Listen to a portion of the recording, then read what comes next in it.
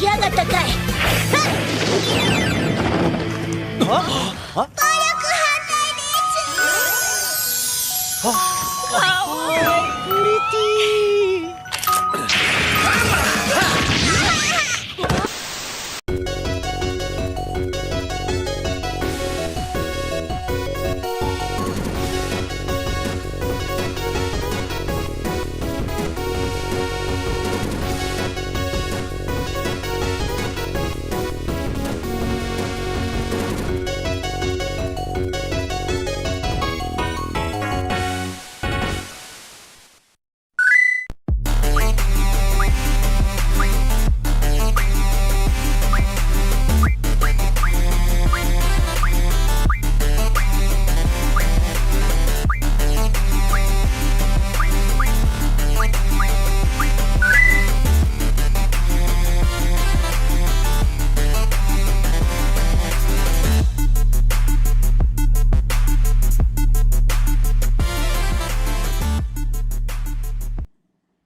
Na-na-na-na-na-na.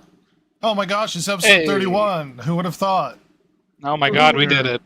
We did it, everybody. High fives all around. Gosh. High five, Silver. Yeah, Do you have a Silver? high five sound on the soundboard? No. Oh, wait, let me see. Oh. I mean, they might. I'm not in charge of the No, sound just a bar. golf clap. I don't think that counts as a high five. That's a lot of high fives. Well, you could golf clap my joke, because that's probably what it deserves. Yeah. Oh, There we go. oh, Nice, oh, respectful. okay. Mm.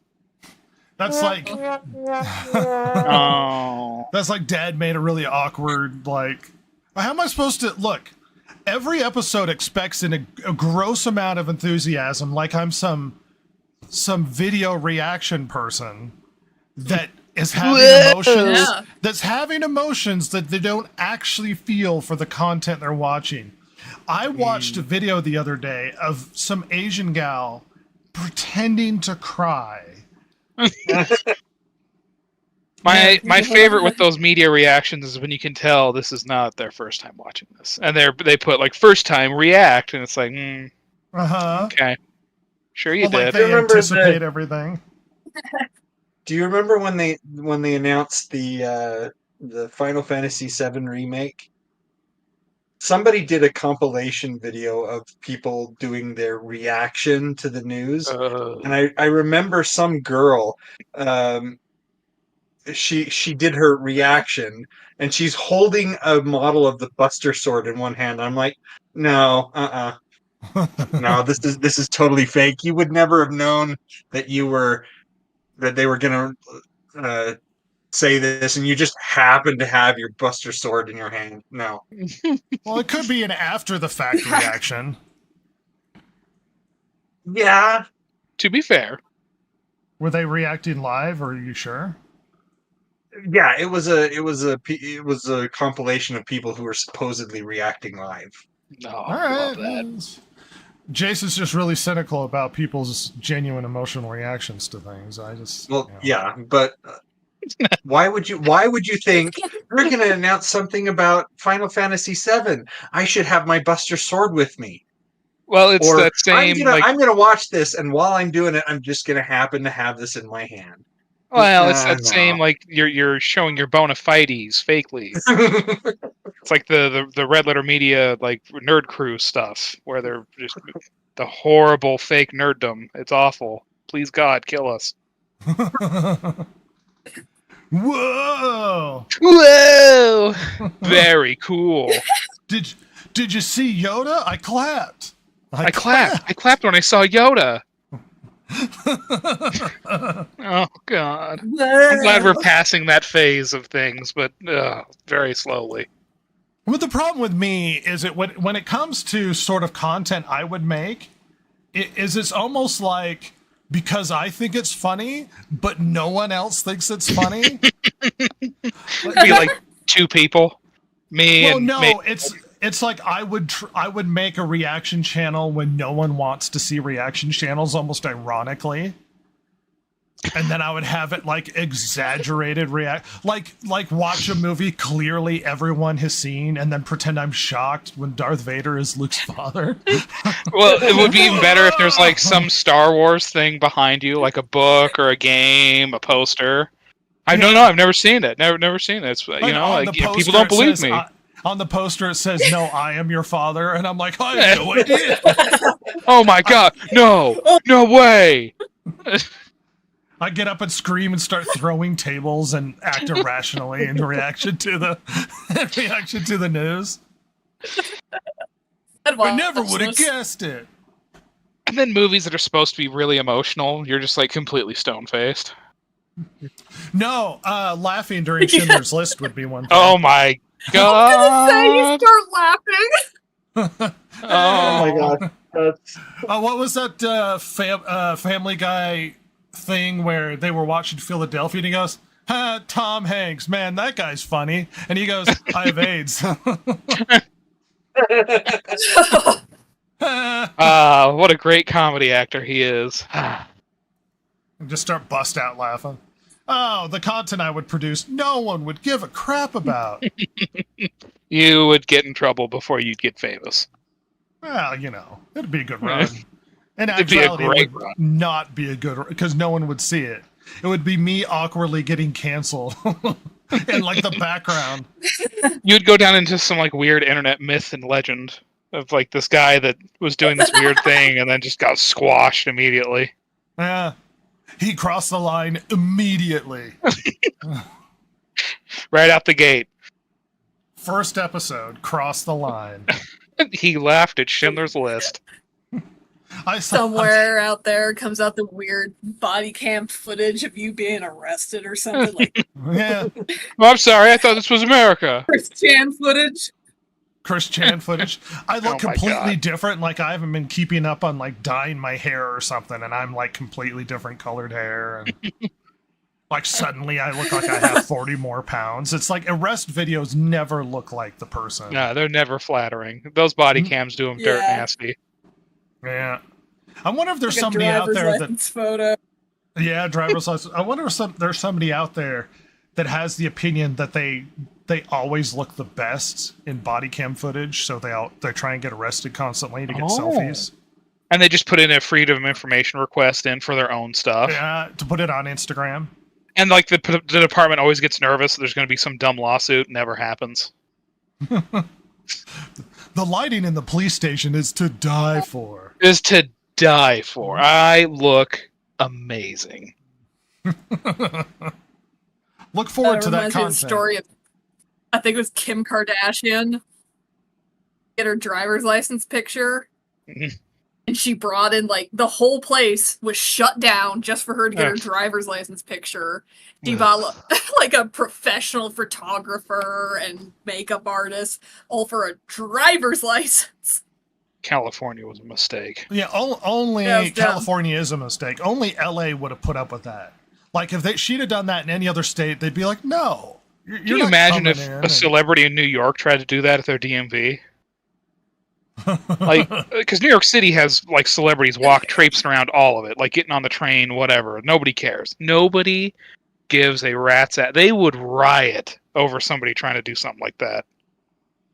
New York's too busy to deal with that nonsense. The only way I suppose you might justify is if she showed up and she's like, "I'm going to donate $1 million to the city if you let me take over for like an hour." Yeah, seriously. That's Yeah, the you only know, way. we found some room in the budget. It's all right. Let her do it. Hey, oh, No way. generic New York accent. Oh, I'm really authentic with my accent. Oh, I'm a real New York Italian. Look at my We hair. don't- Look at this photo. Look at this photo. We don't need to spend a horrible amount of time. Superficial reactions to episode 4 of Rings of Power since we're watching it. No spoilers. The spoilers. Well, how can this not be a spoiler to say it was trash? Okay. Spoiler alert! Don't watch this episode. It was a piece of garbage. Hold on, wait. It was trash. All right. Anyway, All spoiler. right, spoilers. Spoiler. Not good. I had this is not a spoiler, but in my notes for this episode, and I can't remember specifically what it is. I'll remember as we go through it later. But this note says "fuck off show." So there you go. That's how good I felt about it. You don't know the context in which it was I written? can't remember. I'm pretty sure it has to deal with the other halflings, but I don't recall. It's something pissed me off. Rage note-taking? Yeah, I was mad. Oh my Oh, gosh. so- Yeah, I kept Go thinking ahead, about Silver. those others. I'm like, oh, Ross is going to love this. Oh my god. The accents in this episode are impeccable, by the way. Something that Ross knows about, but I'm here to well, ruin we'll be for talking everybody. about later, so I don't want So spoilers, last so. episode, one of our favorite scenes, which we enjoyed, is this minor little adventure moment when Isildur gets captured by the spiders, which we thought was kind of fun. Yeah. Yeah. Right? Well, recent news has come out that just ruined that scene. Jason, did you know that No. scene, the spider in it, is Shelob, Oh my Shelob gosh. cameo? Actually, I did know that. I was choosing to ignore it. course. It's Shelob. These showrunners Yeah. are so ridiculous. You know, I found that out while looking. I found that out while looking for images to make the thumbnail and put a little fire hat on it. Yeah, you did. Yeah. Thanks, I- Google Images. I'm just like, oh my gosh, it's Shelob. So as Like, an oh. overall non-spoilery commentary, one of the biggest flaws in episode 4, which seems to be an issue with season 2 in general. So it sounds like the creators of the show heard people's complaints. And people were complaining about changes to the lore, this, and that. And instead of not changing lore, it seems like they just doubled down on fan They service. just doubled down, yeah. And the fan service being references and points to things all out of context and all inaccurate. Because episode 4 is replete with Oh, comments it's everywhere. with remember this from this thing, remember that from that thing. Like none of the show is original or their own original stuff. Like Isildur has the capacity to go on an adventure that he does things that don't ruin the lore because there's a huge amount of information we don't have about things Isildur was up Right. to. But instead, they add things that are just self-references to other Tolkien stuff. Like you don't have to try and recreate things from the books if you're gonna get it wrong, which is Yeah. the most infuriating part of it. They lack Yeah. any original thought when creating everything is stolen from something else in the show, and season 4 is the worst part of it with no value whatsoever. Episode 4 is the worst part of it. I can't with that show. Sorry, Ross. No, you're good. It all like they went the other direction with things that are obnoxious about this kind of content, where they do, hey, that this thing was huge, so we're gonna make our own thing like with that same IP but different in a different time and a different whatever. But we're too afraid to like we want to do our own thing, but we also don't want to make the fans angry, so we're just gonna make sure you remember. Hey, remember? Do you remember the Jackson trilogy? Anyway. Well, it's almost like when people are upset with changes to the lore, they think what they want is pandering to. That's not what No, I want. I don't want to be pandered to. I just want you to respect the lore. You can write a lot of things that can happen that don't damage lore, especially when we don't even know that much about what happened. But instead, you're writing things that pander and you damage the lore. It's almost like they assume that we're all just drooling lunatics who clap incessantly when we see something we recognize. Oh, you're seals who honk the horn when given fish. Well, that's what reminds me of the Shelob thing. It's like it can't just be a fun spider moment. It has to reference Shelob. It has to be Shelob. Well, me and Ross were having the conversation. It's like, well, what is the most pandering, stupid thing that they can do? And I was like, at the end of the last season, however long this lasts, whatever happens, Nori has to change her name so that they can't find out who she is anymore. So she's like, you know what? I'm going to call myself now. I'm going to call us Baggins. And it's like, but that fits in how they're dealing with this. Yeah, It's like, of of course she's going to be the first Baggins. Of course she is. Like that's what they I'm would not do. I'm not Ray Palpatine. I'm Ray Skywalker. Yes. Or it's like we're going to see baby Smog or something. Oh, yeah, of course. Yeah, you got to. Yeah. Oh my gosh. Smaug. Smog. That he's just going to come traipsing in and he's going to go, I'm going to go check out that lonely mountain, wink, and then fly away. It's like, oh, shut up with this. Oh my gosh. No, that's what it feels like when watching I can the totally show. see the stranger how running many- into a white horse. How many references can we pack into this next season? So many. Well, a lot. Let's see. So there was. I'm waiting for Shadowfax. It's gonna be great. Oh. Well, look It's at it, just the the king stranger of all is horses. gonna run into a white Shadowfax. horse. Well, the king of all horses is going to go to Numenor, but that they won't bow to it because they don't do that here.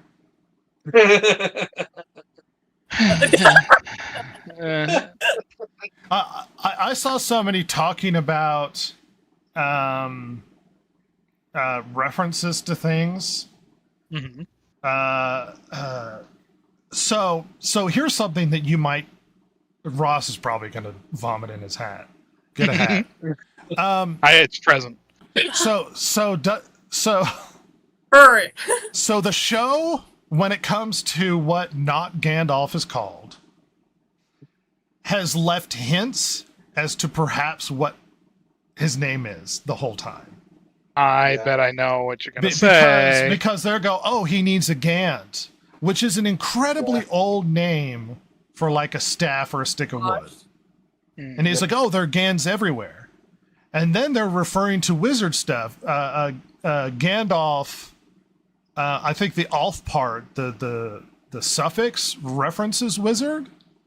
So it's almost like they're dancing around referencing that his name is Gandalf, but not fully saying Gandalf because they want to leave hints like they think they're clever. Essentially what they've been doing the whole time. So it's like, we're not going to call him Gandalf, but it's like, oh, here's a Gand. Maybe wink. And it's almost like they're going like, maybe we should call you Gander. He's like, no, Gandalf. Oh. Now, here's the question. Unless Or- one of them suddenly goes like, go ahead. No, you go ahead. Go ahead. Okay. I'll just say, what if one of the Harfoot girls, whatever their names are just like, oh, what if you're like a stick wizard, and he's like, oh, Gandalf. You're not wrong. That feels like what they're Stick doing. wizard. That feels like what they're doing. So I And- just looked it up real quick. Tolkien derived Gandalf from Gandalfur. It was a dwarf, apparently, in the list of the dwarf names. In Old Norse, the name means staff elf. Oh, because remember, that's where the reference comes. Because remember, when they go and talk to the other not hobbits, and they say, "Oh, is he a great elf?" He's like, "Oh no, he's really big." He's like, "Oh, so he's a grand elf. grand elf." Oh See? my God. Grand elf. No. Randolph. I'm telling you, Ross, Gandalf. they are leaving hints to make you think. Yeah. They think they're subtle. This is the least subtle Now- and clever thing. Do you want to hear something stupider? Oh yeah, please. I love stupider. What if, hear me out. This ain't no Gandalf. Oh, no. This here be Saruman. Hopefully, yeah. And they're just going to pull the rug out from under you. Oh, you thought it was Gandalf, you big idiots. So they're red herring it the whole time? They're red herring it their own mystery box name wizard. Somebody mentioned that in an article I read that this could be Saruman. It's too stupid. Yeah. Yeah, look. These writers are not good. They're horrid. But they aren't even that dumb. Even they would go, but why? What's the point of doing that? Like, oh, you see, he was good once. Well, we already know that. Yeah. We know that. But okay, like it's just even that's too dumb for them. But I'm gonna if it is, I will probably piss myself laughing because that is so bad. Sweet. Well, especially because this actor man that they hired. I mean, he kind of looks like Ian McKellen. Well, on purpose. Yeah, obviously, right? Yeah. Like, not Christopher Lee. Like, so, whatever. The dark wizard that we've got looks more like Saruman. He does. They colored his beard to look like Saruman. Yeah. Yeah. And anyway, we don't want to bury the lead. Sort of the lead of this podcast. If you're interested in any more in-depth discussion on Rings of Power, and as stupid as it is, we have we are thoroughly discussing the episodes one at a time. That being said, here, let me see if I can't bring this up. So big momentous news, and the link is formatted poorly, so I'm going to change this. So we spoke about Concord last week, where I was like, nobody cares about Concord, nobody knows anything about Concord, so it's not really that big a deal. It seems to have been performing poorly. There was a bunch of whatever. Well, it looks like, in a shocking turn of events, a $100+ million game from Sony that took 8 years to develop was out for 2 weeks, and the performance was so bad that they pulled the game from store shelves. Now, to give you an idea, sort of like they're quote unquote shutting it down, how far reaching this effect is going to be. By shutting down, I mean they're not maintaining the servers and you cannot play. Servers are gone now. Yeah, as I say, it was yesterday they closed, right? It was yesterday that they closed, and there were actually articles of people desperately rushing through it to try and get platinum before the game shut down. Oh, yeah. And then you go, well, there are some people out there that will do anything for an achievement, isn't there? Yeah. Well, platinum being trophies, but you're right. Right. And on top of that, so they also issued refunds to people who purchased it. Holy cow. Because the game no longer exists. So they are refunding everybody that purchased the game in an apology because they're shutting it down. All five. I'd say that could cost them $50,000, maybe even $60,000. Well, here's the weird thing. There were claims that they sold 25,000 copies, which is pathetic, but shockingly, the game never peaked. It never peaked 700 concurrent players on Steam. Yeah. And if they sold 25,000 copies, I would venture to guess that they had more. They would have had more concurrent players, I guess. But maybe they're on PlayStation or something. Yeah, maybe. And it's already embarrassing enough. They probably don't I mean, I would say just release the numbers anyway, but they're not going to do that, obviously. No, they're not going to do that. To give you an idea of how abysmal that is, the much maligned and trashed Lord of the Rings Gollum game had more concurrent players than this ever did. Oh my god! That's how bad Concord performed, and it was going to be the next big shooter. But the problem is, as we discussed last week, it touched on to some degree. I don't want to spend super amount of time on Concord. There's a lot more to discuss in this. Is nobody really knew much about the game except for sort of the woke-ish marketing, the images of certain characters, like an overweight, diverse individual that doesn't seem like it fits in an action game, or a robot that had pronouns. And that's really the only thing people knew about Concord. By all accounts, it was a competent shooter, from what I've read. It Yeah, wasn't. It didn't function abysmally. It just leaned into the political end of it. That being said, as well, as we agreed last time, it is way out of date for the trend when it's it comes 8 to years hero too late. shooters. Hero shooters it's- are really out at this point. Well, I don't know if Oh, go I ahead. don't know if hero shooters are out so much as because hero shooters have been available for so long, people have already gravitated to the ones that they're going to play, and so Yeah. you have like Fortnite. That's the big one. It would be You like would have- making a MOBA in 2014. Like, why Yeah. would you do Well, that? Fortnite isn't really a hero shooter, and by out I mean it's no longer the most popular trending thing at the moment. There are other things that are taking It's everybody's extraction attention. shooters right now. Extraction But the shooters, thing is- essentially. You'd basically have to dethrone Fortnite. Well, in order to well, no. you mean Overwatch, Hero shooters? Oh, yeah. Overwatch is the peak of hero shooters. Siege, Sorry, yes. Overwatch. You'd have to- you'd have Fortnite, to the dethrone- previous trend from that's Battle Royale. Yeah. You'd have to dethrone Overwatch, and if you can't do that, you're not going to make money here. Because No, it's a free to play. why would I switch to your hero shooter when I've got all the progress and stuff already invested in Overwatch? Well, on top of that, that's where if you're into hero shooters, it's the most dominant one, and seen as how hero shooters are not as popular as they used to be. If you want a hero shooter, you're going to have to go Overwatch to get players. Yeah.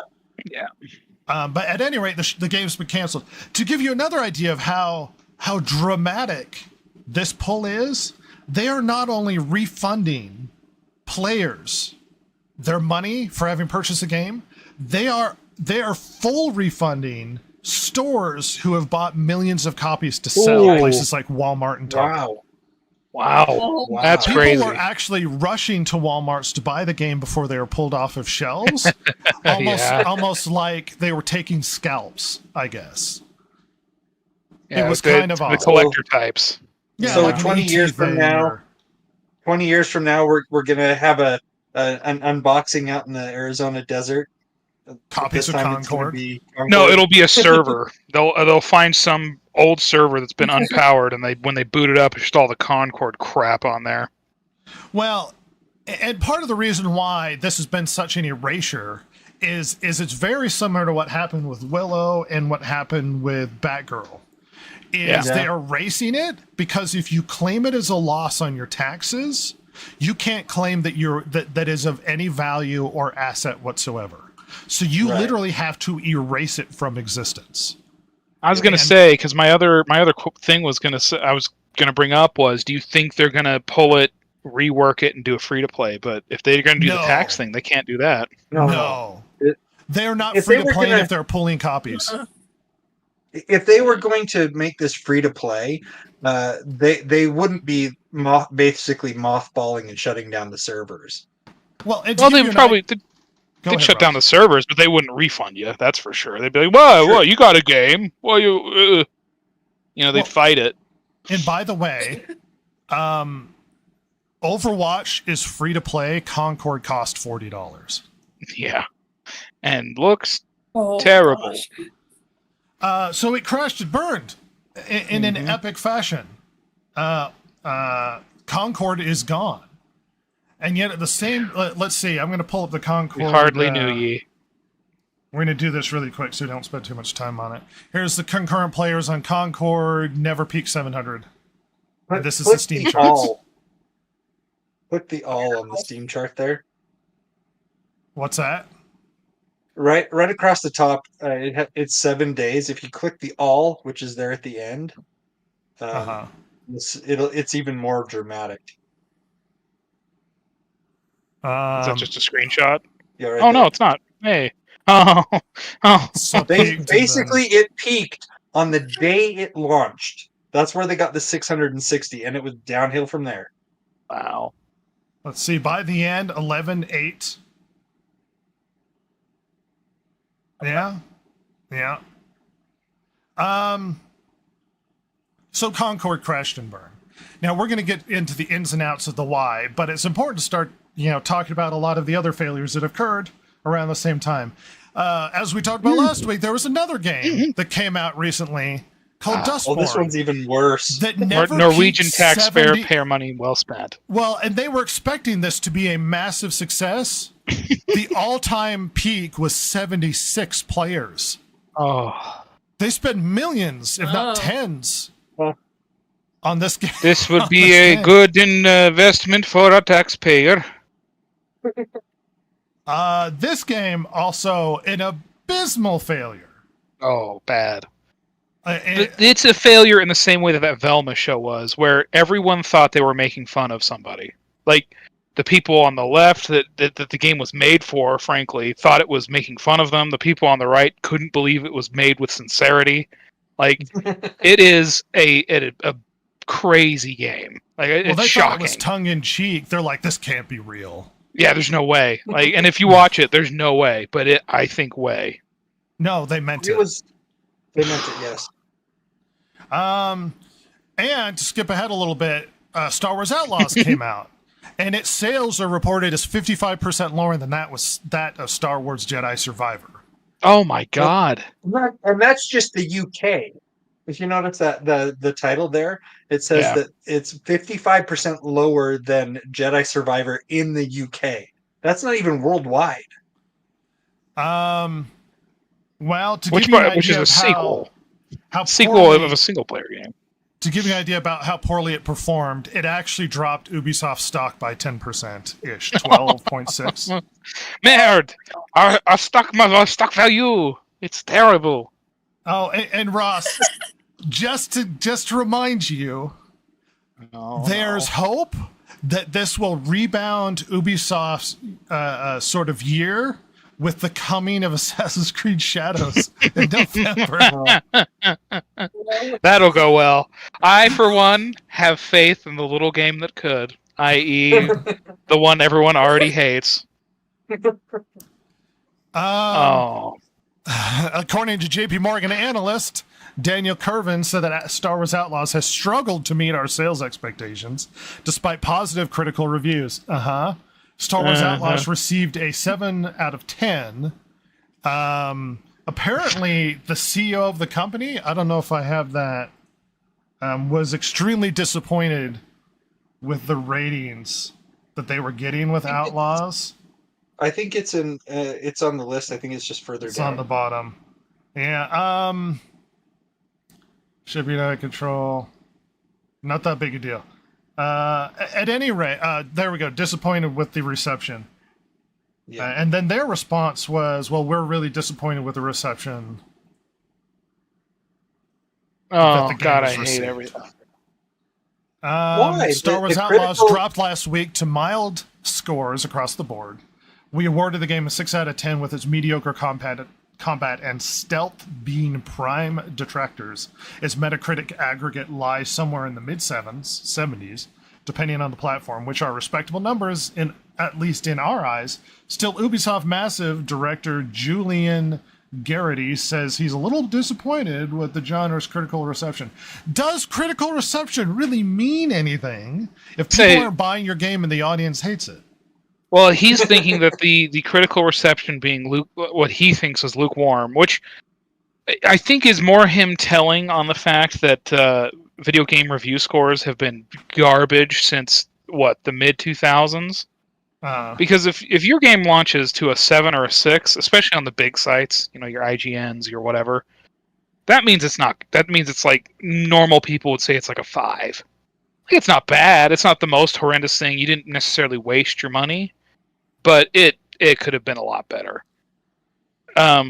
Whereas an actual 7, a real life 7, is, hey man, this is pretty good. I like this a lot. IGN essentially gives everything a 7 out of 10 from what we found. Hasn't every game we've talked about on this list so far been a 7? Seriously, yeah. Yeah. Well, the joke is that IGN would review Germany going into Poland a 7 out of 10. No, hey, and it was. Could have been better, but it did pretty good. Lacks the capacity to be critical of anything, and just 7 out of 10s every single game that comes out. And these are massive financial failures. Let's point out that Ubisoft's Star Wars Outlaws, as reported earlier this year, is apparently going to be the most expensive game Ubisoft has ever made, has put more my money God. into the marketing of Star Wars Outlaws than any other game that they've ever made. Jesus. Yeah, this needs to be a win for them It had to with be. as much money as they poured into it. Yeah. Well, and as this I podcast reported before this came out, the heads of Ubisoft were expecting this to be a massive success. Before the game came out, they were talking behind the scenes going, yeah, this is going to be a huge success. And we're super excited. Everybody's about going to love it. Yes. Yeah. I wonder what will happen to Ubisoft when Shadows comes out and it bombs just as hard, or if not harder.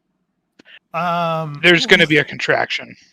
There'll be a wonder massive if- contraction. You'll probably see a lot of canceled projects, and then they're going to focus on a couple main, like the next Assassin's Creed is going to be have nothing to do with anything, and it's going to be generic and bland, like not exciting.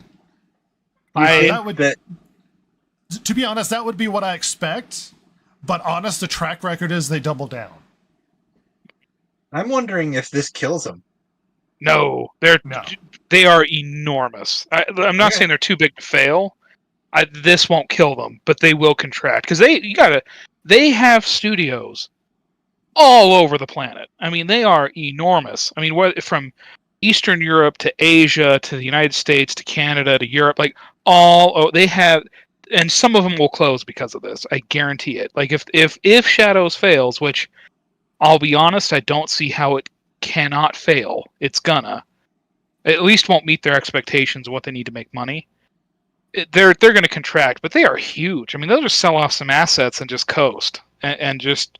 But the problem is, at least I think a lot of the people who've been, at least former fans of Ubisoft, will say they've been coasting creatively for like a decade anyway. So they need to change something up. And there's a bigger conversation to be had about Ubisoft, but they won't die from it. I think it will really hurt them though. You'll see like, I don't know, Ubisoft Shanghai, Ubisoft Prague, whatever they are now. Like they'll close those. Like Just a lot of the smaller studios will just go by the wayside, and they'll keep Ubisoft Montreal and yeah, I a couple of guarantee the it. others. Maybe I'll be wrong, but I that's what would happen because it's hard to fathom how huge Ubisoft is. I mean, I agree. It's a massive company. I don't think it will kill Ubisoft, but much like it's funny, small studios die after a mediocre response to a game. Massive studios basically can afford to have failures. There was a model when describing these massive games that I've heard before, whereas essentially the model should be you make a modest game that's modestly budgeted. Yep. And you put that game out and it does really well and you earn enough money to perhaps be more ambitious with your next game. Right. Now, what you should do is after being more ambitious with the next game, and hopefully that game does well, is you do another modest game that's modestly budgeted.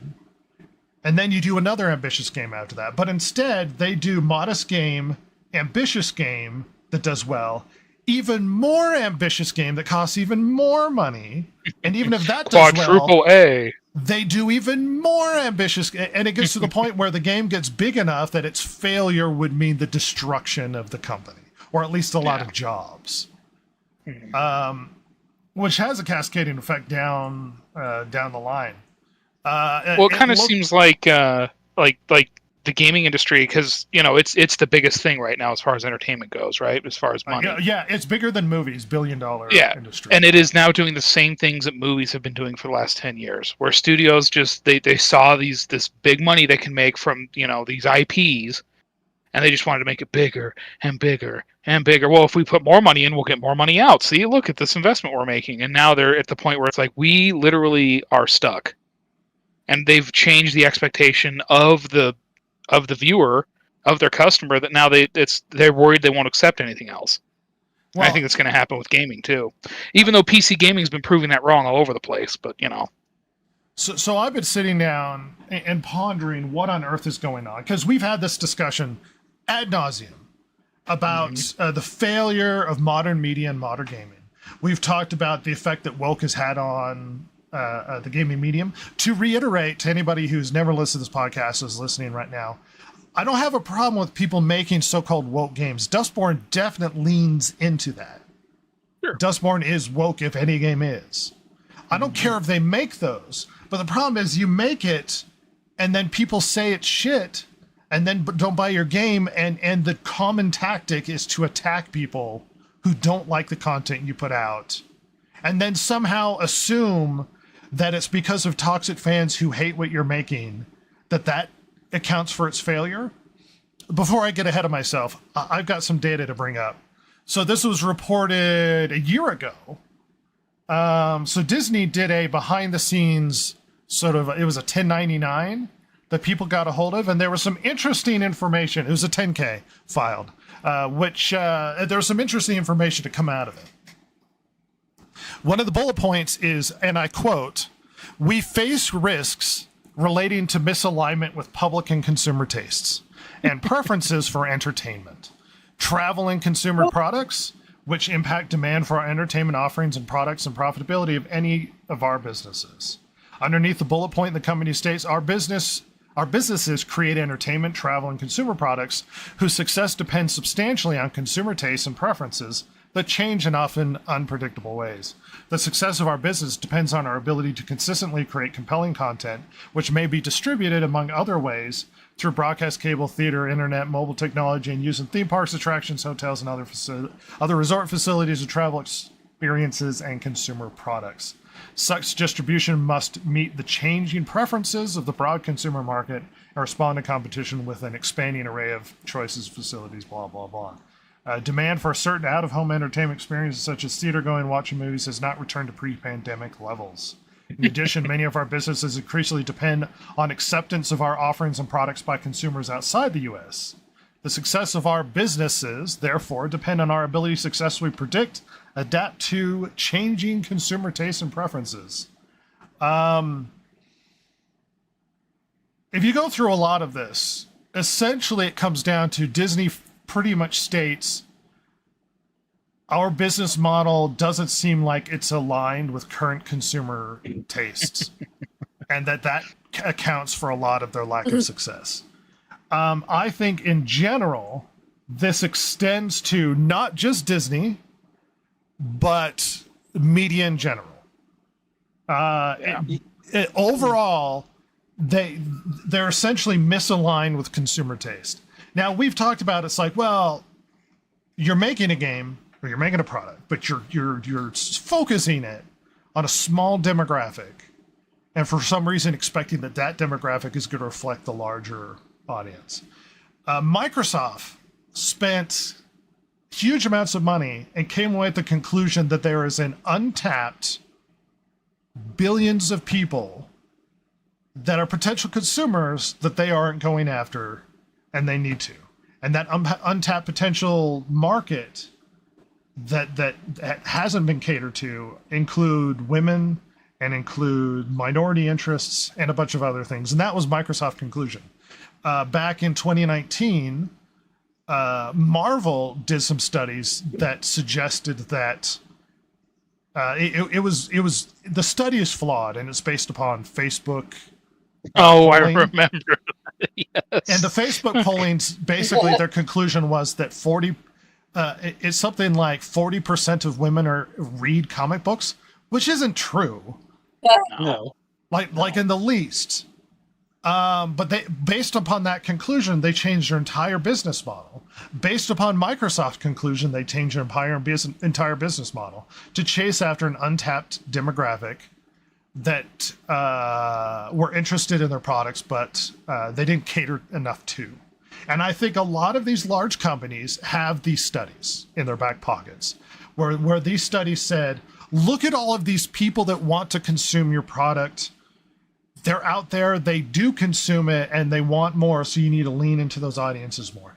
Based upon recent evidence in the past 5-10 years, that doesn't seem to be proving true. that the untapped market that you're now swinging to cater to isn't growing, but essentially, in your effort to be inclusive, you're excluding what was originally your core market of consumers. So when you cater to a smaller demographic, you end up pushing away everyone else. because women who play video games liked video games for the same reason that men liked video games. You didn't have to cater to them. They already liked it. So when you're making a video game and you're going, well, we're going to make it more about women. Even the women don't like you listen to women, like that Star Wars girl famously on the internet hates all of the Disney Star Wars stuff. Mm-hmm. And she goes out there and she's like, I already like Star Wars. You didn't have to cater to me about Star Wars. I already liked it. You just made me hate it. And that's the problem. They're trying to capture audiences that were never concerned with these products in the first place. That were never bent in that direction. Go ahead, Ross. No, I was just saying, it's like they're trying to capture them in the same way that you would capture a general audience. And that's like, there's nothing wrong, as you said earlier, there's nothing wrong with making a game catered to XYZ. What doesn't matter? Like, take me, for example. When I had a PC that could actually work well, the games I played on PC were stuff I could not get on consoles. So that's things like much more like higher learning curve, more, I hate to say this word, but realistic, like military shooters, things like Rising Storm, Squad. I think they call it Squad 1944 now. It's like a World War II one. These are games where there's like a lot of teamwork. It's multiplayer only, and you basically have to operate really like with each other to achieve objectives on the other team. Well, if you put the same amount of budget of that into Black Ops, let's say Black Ops 6 that's coming out soon, it would fail. There's not enough people that want to play those games because the reality is they're miserable when you're new. You're going to die a lot from places you don't understand or why. Like, it's going to suck. So you have to, like, everything has to be made within a realm of reality, like of where within reason of how much of this is actually the audience. Now, what their hope is that they can change just a few things here and there, and that'll be enough to bring in the people of some a minority group of some variety that they want to get to, and still maintain that general audience. And that's not like maybe, but that's a big risk you're taking when you're spending, if it's movies, $250-300 million, and if it's games, well, now we're at to that point now too. That's how much money they're spending, and that's foolish. Like, what are you guys doing? And they keep doing this over and over. Like, if Dustborn was made for a reasonable amount of money for that actual audience, this would have just been some indie game people talk about. Yeah. Instead, because it was made with taxpayer money from Norway and made to be this big release, and then it had less than 100 people, certainly less than 1,000 at launch. That is horrendous. There's literally indie games that are more popular than that at launch. Absolutely. Well, and to reiterate, there seems to be this idea of this mass untapped audience that they're chasing after, the so-called modern audience, quote unquote, that caters to modern sensibilities, that caters to this large untapped audience that exists, that they seem to be leaning into. Look, there was a big response to The Acolyte, and The Acolyte gets canceled. Why? Because no one watched it. Whatever you seem to think about trolls on the internet or whatever, no one watched it. But the common response is to attack people for basically saying, I hate your show and it sucks. And their response is, well, my game is not correct. It's not successful. My show is not successful because trolls, not because the product isn't any good, or not because the product isn't catering to the right audience, or isn't general in its interest. The response is, trolls destroyed this show. How dare you? To the point where there was actually weirdly organized effort to get a bunch of people canceled for hate speech on YouTube. Some of them were popular, I guess, dissenter YouTubers on YouTube, because they had dissenting opinions when it comes to these sorts of things. Mm-hmm.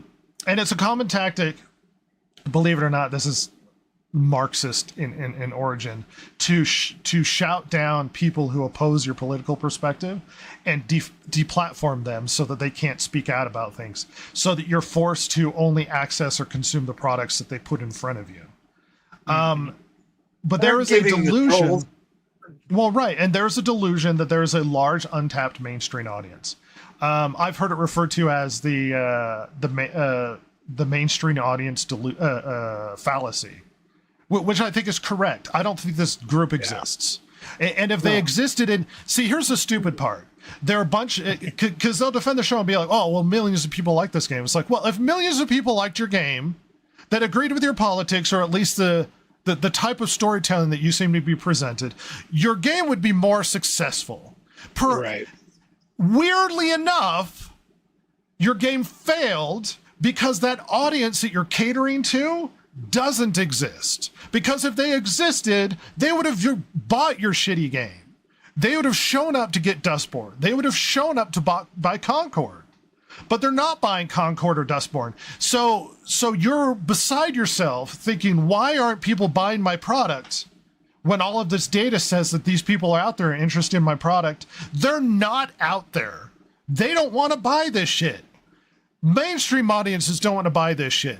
If it was really true that trolls on the internet, or this mass right-wing conspiracy, however you want to phrase it, is so large, they have the capacity to cancel things solely based upon the fact that they refuse to consume your product and give you money. If they have so much influence, then maybe you're catering to the wrong demographic, because they're bigger than the one you're trying to sell to. So maybe you should do shitty troll content that caters to them, because you'll get money out of those people because they seem to be active in the audience and interested in product. Whatever you're selling. What's that, Jason? Then I'll have to make a game that is actually good, that has story, that doesn't focus on a message, that focuses on character developments, plot, storyline, gameplay. And I can't do that. I have to focus on the message. The message is way more important than any of that crap. And what's so funny to me is that when, like, Rhett, Jason, not Val, because you're a fetus, but you'll remember about when video games got big was about 10, 15 years ago, right? That's when you really saw become a general video games become huge. Yes. What games were bringing them to the dance? It was games like Halo 3, Gears of War 2, Battlefield 3, Battlefield 4, Call of Duty Black Ops, Call of Duty 4. Like, Modern it Warfare was stuff 2. like... Yes, it was those games. The games that now are, by a certain subsect of gamerhood, which is very small, I think, looked at as the gross dude bro games. But that's what brought them to the dance. Grand Theft Auto 4, Grand Theft Auto 5. Those are the games that brought them to the dance. Now, there's some games that have a lot of general audience appeal that are very much not those kind of games. Those are games like Animal Crossing, like Mario. Legend of Zelda. Mario, yeah. Mario. But that's like... Everything else, like, those other games were what brought them to the ball. So you should dance with them. Like, I don't know why... Gaming, relative to things like television, relative to things like, say... I mean, Coca-Cola's been around for over 100 years now. Things like movies, like, those have been around a long time, where they sometimes need to take a step back and go, like, all right, what do we need to do? Like, what needs to change? Gaming's not been around that long. Like, what do you... Like, they were the ones that they decided they wanted to change it, not that the audience wanted it. They just assumed that they could keep growing into places that didn't want them. Well, and I didn't... The intention of this conversation, because we've had this conversation like 40 times. The intention of this conversation was to steer towards the demographic issue, because I think that's really important. Yes. Clearly, they're chasing an audience that doesn't exist. That they were told is huge and active, but actually isn't consuming their products. And in the process, they are being exclusive, and they are pushing away the audience that brought you there, as you said, that brought you to the dance. And if the guy that brings you to the dance has the money that is going to help you be successful, and you go, oh, screw off because I'm going to chase this awkward person that's not interested in me, and that seems to be what is being created in media today. That the previous audience, it's like, hey, we've got a very male-oriented product, like a Jurassic World or whatever. Let's lean into the male-oriented audience that loves this product. Hey, we have this whole untapped potential of women that might want to like this show. Well, let's lean into that stuff and a bunch of other political messaging, and then insert diversity. And then men don't show up to it because it kind of sucks. I know we've reiterated this message over and over again, and clearly there's a disconnect in Hollywood. And Disney came out with a report a year ago that says that there is a disconnect. And they're worried about it. And they're worried about it. They don't understand their consumers. And this fallacy of this general modern audience that doesn't exist is going to bring a lot of these companies to their knees. And they refuse to self-correct because they're invested in the idea, they're invested in the ideology and the trending political topics that are at hand. They're invested in the idea that all of this is going to bring them more money. And it doesn't. Sorry, Jace, you keep trying to insert. What do you got? Yeah. So the question that is uppermost in my mind right now as we're talking about this, it seems like from what we've read, from Disney's reaction and whatnot, that Disney is saying that there's a disconnect, and it's because the consumer has moved away from what Disney thought that they were going to like or whatever. Mhm. My question is that really what happened, or has Disney moved away from what the consumer wants and wants to consume? Because that seems to be the more logical conclusion here from what we've seen. Right. Oh yeah. We have things like Top Gun Maverick that comes out and is a move back to a traditional style of entertainment where you give the audience what they want, and that does gangbusters. We have Disney moving and doing Red and Wish and all these other ones, and they keep flopping. And to be fair, Inside Out 2 is now going to go down as the most successful animated show of all time.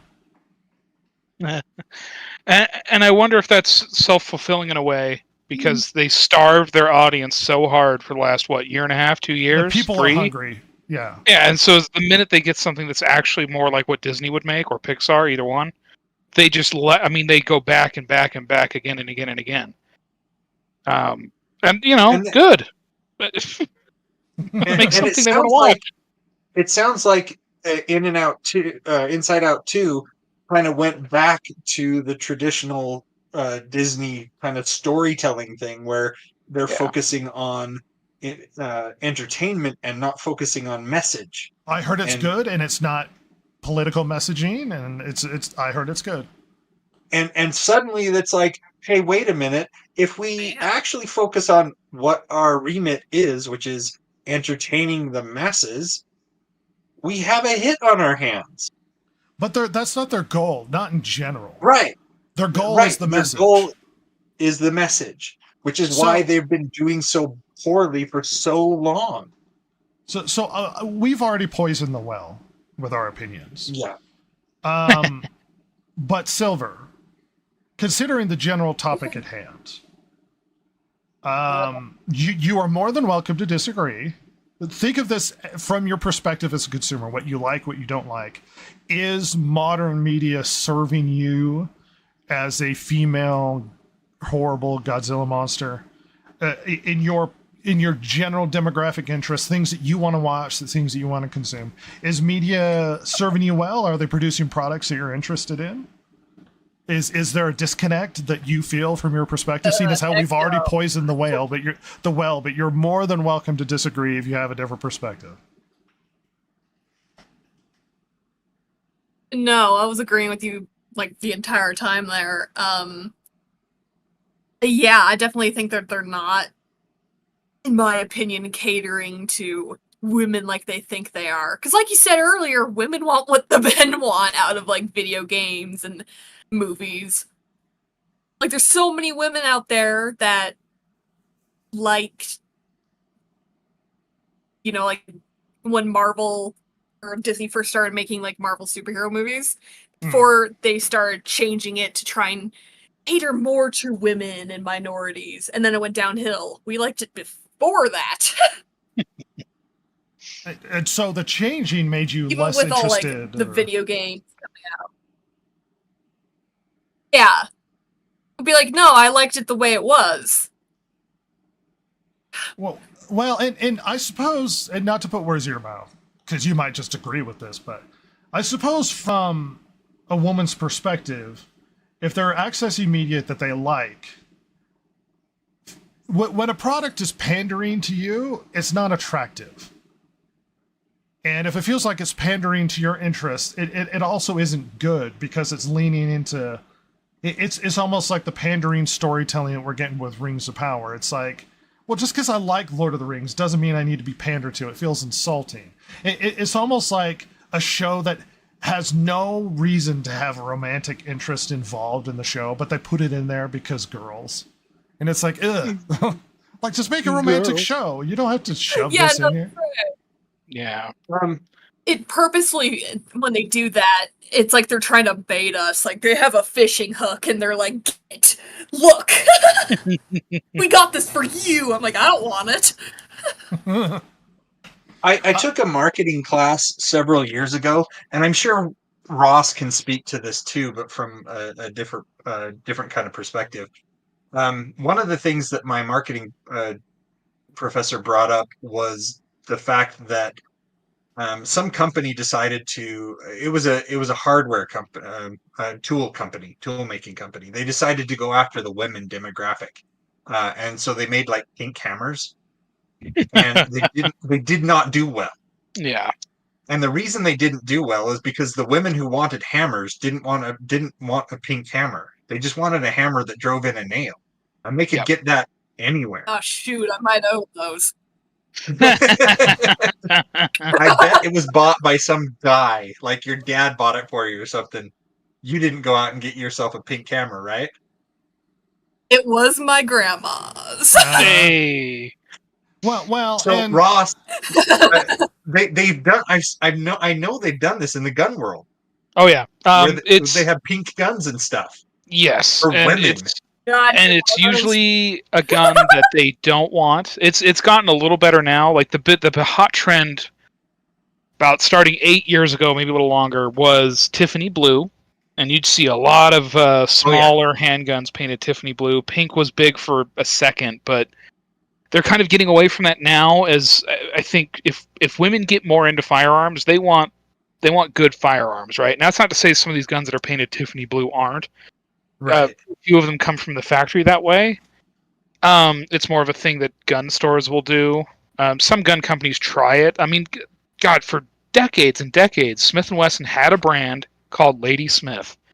They started it 100 years ago. And I'll be honest, some of my favorite guns Smith & Wesson made were Lady Smith. Part of it's because they were weird. They were just a little bit different than everything else around them.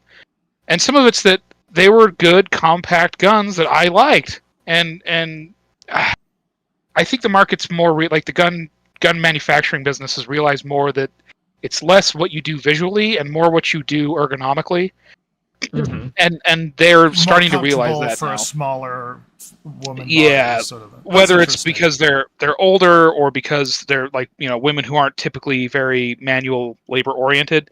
So they make things for like smaller hands, weaker hands, that kind of a thing. And weirdly enough, they seldom into because there's a famous joke on Top Gear where they're like, they were looking at an ad for a car for women like 100 years ago. And it was like, it's easy to drive and park. And they were like, oh, yeah, because I don't want a car that's easy to park. Like, because, like, you know, they just realized, like, oh, well, yeah, like, no, everybody likes these features. So was it Corvette that came out with a bumper that's reinforced for women drivers? Because they expected women drivers to run into stuff so that it wouldn't take damage.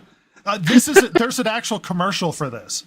I think I saved it somewhere. I was going to include it as like one of the bumper videos in the beginning of the podcast, where literally it's like the women's just bumping into stuff, and he's like, "It's a good thing I got the reinforced bumper." Oh my God! Please put my head on top of the just a kaiju monster driving a car. Yes. Related to this topic, we're going to news dump, and then we've got some stuff related to this. The Distracted Gamer Podcast, Big Steam pile of news dump. Why is he pooping with his pants up? I was confused about that. Craps his Jesus, pants, the fails to thought. elaborate, leaves. He dumped. So, an article from a fairly left-wing writer at Forbes writes an article titled "Agatha All Along is essentially guaranteed to be the MCU's least watched show." In the article, he goes on to talk about the show and essentially asks, who is this for? Like, this isn't for anybody. Like, no one's interested in this show. Why is this show being made? And that's a good question. Why is it being made? This is for no one. No one wants to watch this. It's because she was a cool meme briefly in 2020 or whatever. She wasn't. Not really. The thing is that they're making this show around what is essentially a side character that nobody who reads comics cares about. Yeah. So, I mean, it's their own fault that they're even pouring money into this thing. The thing is that for there may be one or two really diehard Agatha Harkness fans or whatever out there, but those 5 guys and that one weird girl, we don't talk about them. Well, one thing The vast majority of audiences know about the mainstream characters, the ones who are, the Avengers, Spider-Man, Batman, Superman. They don't know the non-geeky audiences don't know about the Authority. They don't know about I don't know, geez, who else is out there? It was amazing that Guardians of the Galaxy did as well as it did. Yeah, I was shocked. Yeah, It was an Because obscure nobody knows comic. about the Guardians of the Galaxy. But I think Guardians of the Galaxy hit at the perfect time because we got all this other stuff from the comics coming in. We got the Avengers. We were getting good Spider-Man movies and stuff. And then they're like, here's another one that's a Marvel. And they're like, oh, well, let's go try it out. Who knows? Maybe it'll be really good. Guardians might have come out before the Tom Holland Spider-Man. Sure. At But any rate, if they had released it, I just want to say real quick, if they had released it as the first instead of like building up through Iron Man and Captain America and stuff, it would have flopped. it might have. There's no most name assuredly. recognition with it. Yeah. Exactly. But in relation to this, we have another movie coming out that seems to not be for anybody. This is Jason's article, so why don't you talk about it for a second, but I've got something related after this. So yeah, right now I think it was you, Rhett, that sent us all the Minecraft. Minute it came out, I sent it to the group chat. And I watched it, and I'm like, what on earth did they do to Jason Momoa? He looks bad. Yeah, he looks awful. Is he playing a transgender character? I don't Who know. knows? But anyway, this article is like preemptively kind of saying, well, the worst video game movie that's ever come out is, or that's come out recently anyway, Borderlands, and the author is basically like, Minecraft is here saying, here, hold my beer. To fail? Yeah, he. You know what? It's funny. He's predicting that in 2025, this will do way worse than Borderlands. It's possible. I don't know. It could cater to children There's- and children. Some There's children's enough movies children. bad There's enough enough it could children lose. that this could be the one where kids are like, "Oh, we got to go see the movie." I'm but- curious to what it's budgeted at, because if it's budgeted what I think it's at, it's not going to do 150, well. 200 would be my guess. Was something this big? Yeah, but it won't be a complete and utter failure like Borderlands because of children. Because of children. By the way, Ross, apparently, originally it was rumored to be portrayed by Pedro Pascal, Steve. Oh, listen! Another- As much as I hate that he's in everything, it's a lot better than Jack Black. Get him the There fuck was out of a- these movies. There was a line in here from the author where he was comparing this to Stop or My Mom Will Shoot, when Schwarzenegger and Stallone were kind of duking it out, and Schwarzenegger showed interest in the movie, and so Stallone jumped on it, and that's why he was in this terrible movie. And he's saying that that's got to be the situation here with Pedro Pascal and Jack Black. And you know what's So- funny? When I think of those, like when I think of Pedro Pascal, you know where my mind immediately goes as a good alternative? What? Jack Black. Just like when I think of 80s action heroes, it goes Schwarzenegger, Stallone.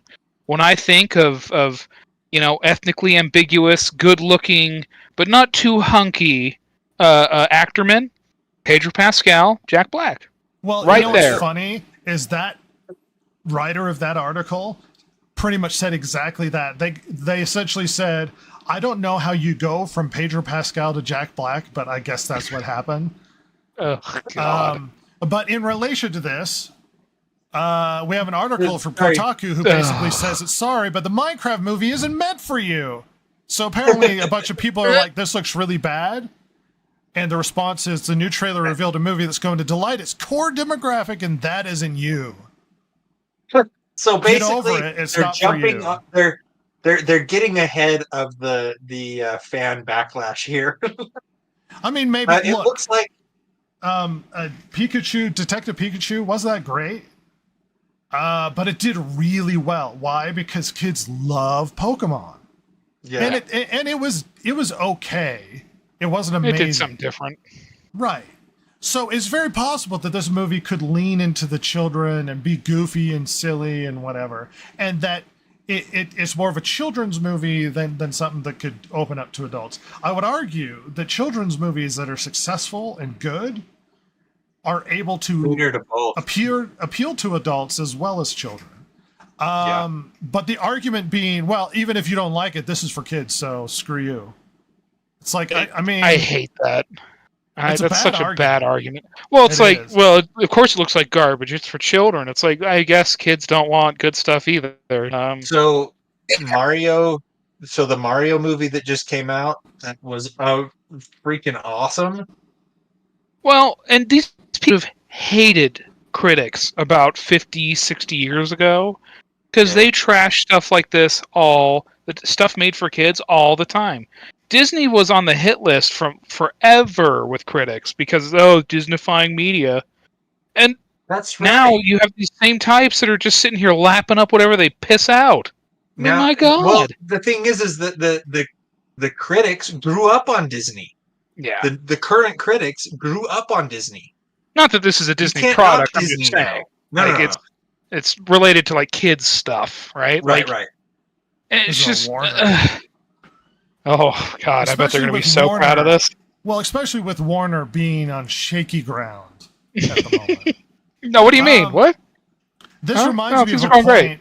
So we have a comment here which reminds me of a point I was going to make earlier, but I was able to get it out. Let's see. So he goes on to say, this morning he was having breakfast and he showed his 9-year-old son the trailer.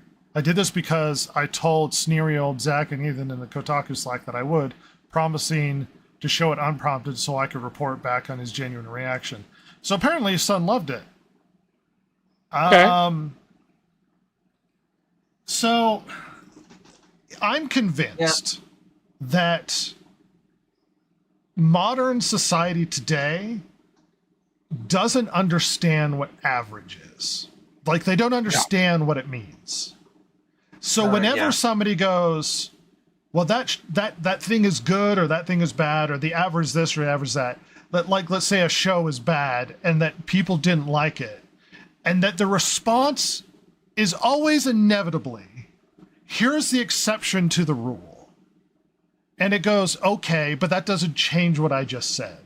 People didn't like The Acolyte, therefore they didn't watch it, and therefore it was canceled. Yeah, but I liked it. But that doesn't mean anything. I don't give a shit if you like it. The only thing that mattered is there was sufficient audience to sustain a reboot or a season 2 or whatever. And I'm convinced that modern audiences lack even the mental capacity to understand what average is, because we're so centered and selfish and individualistic, especially in America and how we view things, that anytime anybody goes, oh, well, that was bad, and they go, well, I liked it, as if that's an argument to counter it. I get it. Your son likes it. Maybe your son's going to love the movie. and I'm super happy for him. I have no I mean, it's a problem good with you movie. enjoying it or your son enjoying it.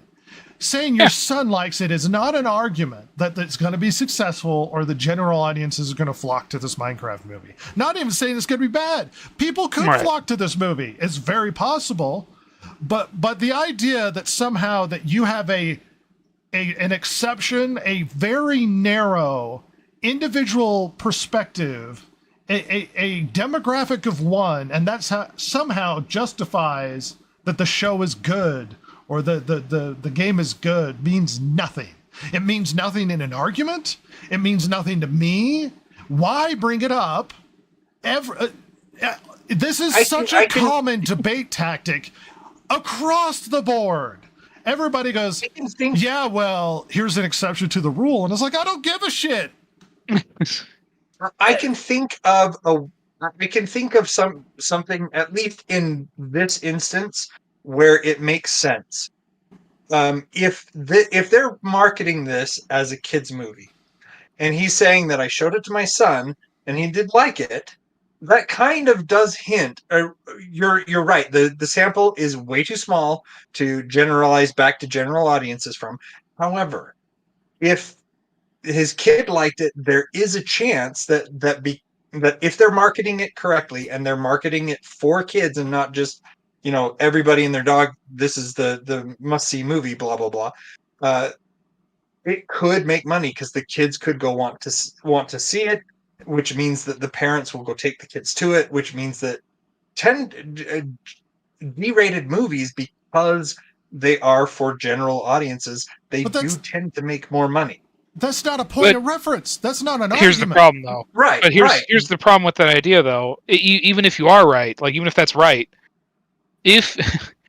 so you think about like the Mario movie that came out, like all these good like kids movies that come out, there's something you can watch too as an adult, not just be bored out of your mind. Yeah.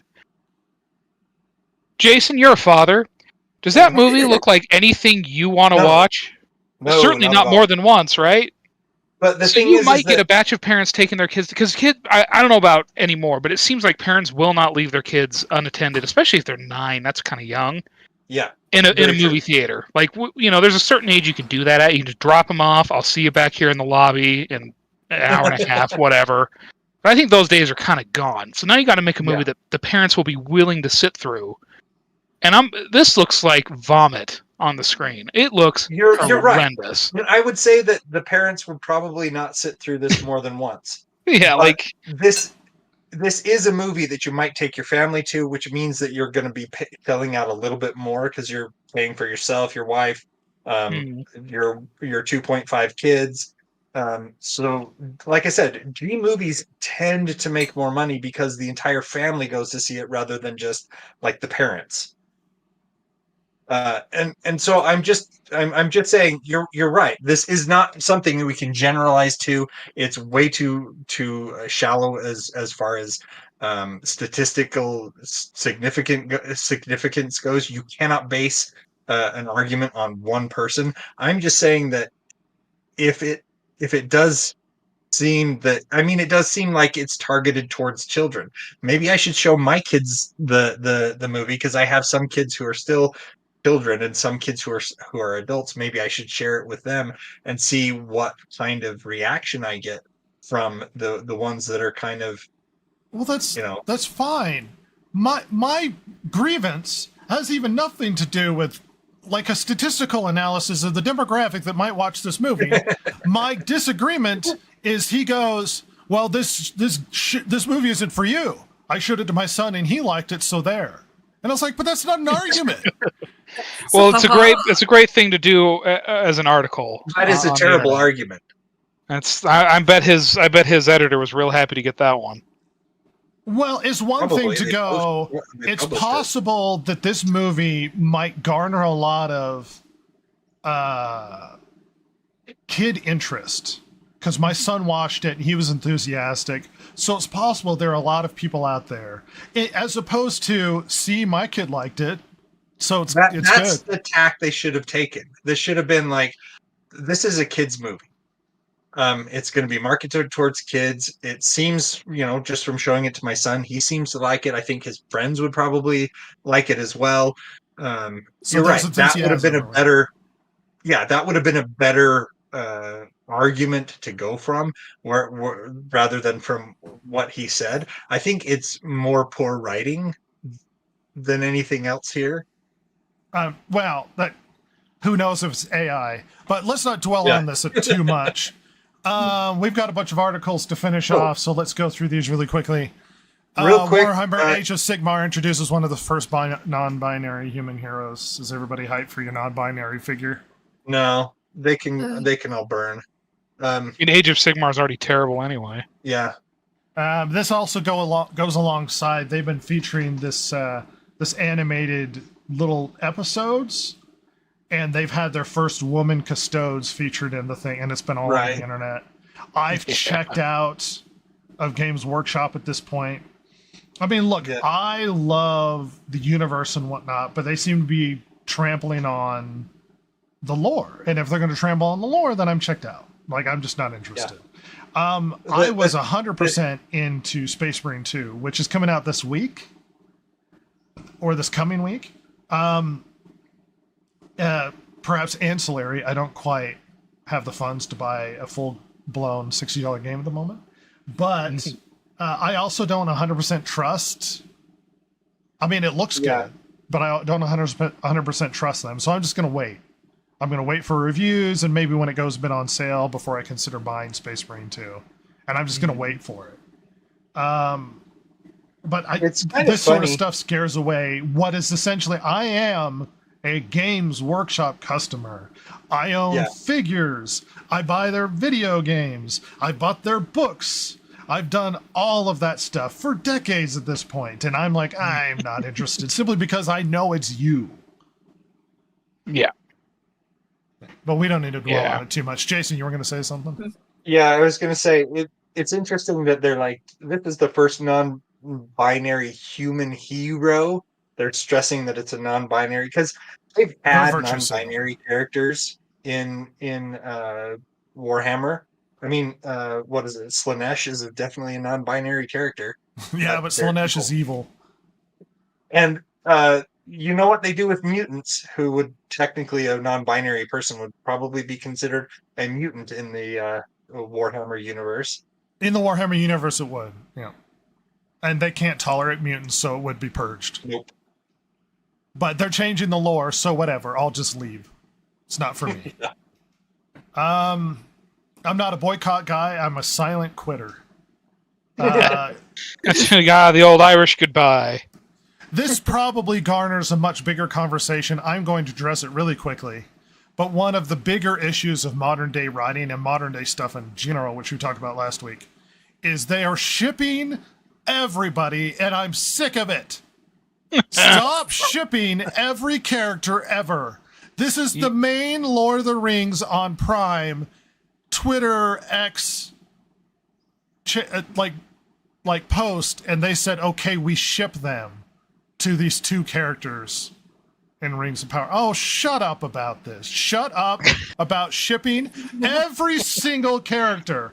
And this is a problem with the sort of Tumblr, Instagram crew where they ship every shitty character that's out there. This is a problem in anime where two characters who have nothing in common, the audiences ship in some weird, awkward, aggressive way to the point where it makes the creators of the show not want to make any more because of how weird and creepy the shipping has gone to. What, Rhett, you don't like the Twilightification of media? The book talkification? The fanficification? No, You don't like I that? No, I Oh. don't. Silver, you've encountered I all love- the crazy shipping in anime. You super hyped about that? No. 'Cause I don't know if you've noticed, but 9 times out of 10, they'll ship characters that's like, that'll never happen. These No. two people hate each other and should never be together and are weirdly enough in like a minority adult situation. I'm like, this is just wrong. That's a lot of them. I love Unless that the anybody first has something to comment add there. there. Go ahead, Jason. I love the first comment was from Nerdrotic and was I hate this with every fiber of my being. I hate shipping. I hate shipping. Here's a shock. That was hilarious. Lord of the Rings, the book, has no romance in it. The romance between Aragorn and Arwen is in the appendices. It's not in the book. Right. They added that into the movie to help cater to New Line Cinema to get the movie made. To be like, oh, well, there's stuff for girls in it. And they even did it in a more elegant way where it's like he's thinking about her to, the issue with her giving up her immortality and that sort of thing. But then they had to insert it into The Hobbit. Once again, an element that didn't exist in the book, but they shoved in there to wear this weird love triangle between like a small midget person and dwarf. two elves. And I'm sure people were shipping Killy and Legolas for some reason. Yeah. Oh, gosh. Oh, no. People are doing that with Gimli and Legolas. Oh, absolutely. Salmon Absolutely. Frodo. Yeah. Anyway, let's move on and not dwell on this too much. There could be a massive conversation. I don't want to. I loved part of this. Recently, a lot of people, including some stars of the show, complained that Disney's The Acolyte was canceled because of toxic fans. This is nonsense. The Star Wars show was axed because it cost $180 million to make and had the worst ratings of any Disney Plus Star Wars show. Anyway, this article talks a lot about how we've kind of gotten away from how shows should be made. The cheaper the show, the more likely it is to survive lower ratings. So this is why cheap reality shows are so popular with networks and streamers. They cost very little, but they draw a lot of eyeballs. It's harder for big budget premiere television to break even. So now we have some very bad news for Amazon's massively expensive Rings of Power, prequel to The Lord of the Rings, blah, blah, blah, condensed, altered version of Second Age of Middle-earth. Samba TV, which tracks streaming numbers, has noted a massive decline in viewership from season 1 to season 2. According to Samba TV data, 1.8 million U.S. households watched the first episode of season 1, 3 days of it landing on Prime Video. Season 2 is half of that. It went from 1.8 million to 902,000 U.S. households tuning in for the first episode within 4 days. It took them 4 days to get that half. Yeah. To give some context really quickly, Samba TV is not necessarily perfectly accurate because you don't get perfectly accurate numbers out of Amazon because they don't report it. Right. But I'm not so much worried about what the exact numbering is for the viewership. If the calculations they make are coming up with half, then it's probably 50% across the board with however accurate the numbers are. Whether or not it's accurately 900,000 or whatever the season 2 premiere happens to be. On top of that, I will point out that the 4-day is a longer run than their calculations for the episode 1 of season 1. According to what I've seen on the internet, there is not a huge interest in Rings of Power season 2. Just when it comes to content showing up on YouTube, when it comes to people talking about it, it's not really in the zeitgeist as far as I don't know what your anecdotal evidence happens to be looking around, but I have some, and it's hilarious. So most of the content and part of it's because of my algorithm anyway, how I've watched YouTube for, a decade now. Anything I see that it gets any sort of traction is always people reviewing the show, and most of that I would say is not reviewing it well. However, I have run across on YouTube Shorts, I've run across people trying to make, cool, I don't want to say they're Sigma edits, but like cool movie edits of Rings of Power. Kind of like you get with, you see it with Game of Thrones, you see it with Breaking Bad, all that kind of stuff. And every time there's either no comments, or if there is a comment, it's always people saying like, yeah, this show does not warrant this kind of edit. This show sucks. Like every time. And that's very anecdotal, I understand, but holy cow. Like if it was if it was getting out of its own niche, I would be seeing it more, right? And I'm not, because I've never watched Breaking Bad. I never finished Game of Thrones. Like, those shows shouldn't be showing up on my feed, but they do because they have a lot of popularity behind them. And this just doesn't. Very much so. So Yeah, I'm just not seeing it. Next article, Jason. Yeah. So apparently, they're remaking a Tom Hanks cult classic from the '80s for Peacock. They are remaking The Burbs. Ew. Yeah. Oh. Oh no. I was hoping you'd say The Money Pit, but whatever. Well, The as Money a Pit probably would have been a better idea. I'm a than The massive Burbs fan. I love The Burbs. I've seen it multiple Burbs times. is a great movie. Sometimes I see it once a year for like a Halloween. It's great. Carrie Fisher's in it. Yep. Which, to my mind, when I was a kid, she was the only other thing I'd ever seen her in besides Star Wars. It was like, oh my gosh, sure. Carrie Fisher. Now I realized she was in other things, not that I had ever seen. Yeah, she's in Blues Brothers. Well, sure, but I didn't see that as a kid. I didn't either. So the Wasn't only other until thing way I saw later. was The Burbs, and I was like, Carrie Fisher. And it very leans into the your neighbors are creepy, what are they doing sort of thing. Like the rumors, like the rumor mill in the neighborhood and that sort of thing. One house on your block that's kind of run down, and there's all those rumors about like burying bodies in the backyard and all that other stuff. And yeah, it's just so awesome. Such a great movie, and they're gonna ruin it. They have.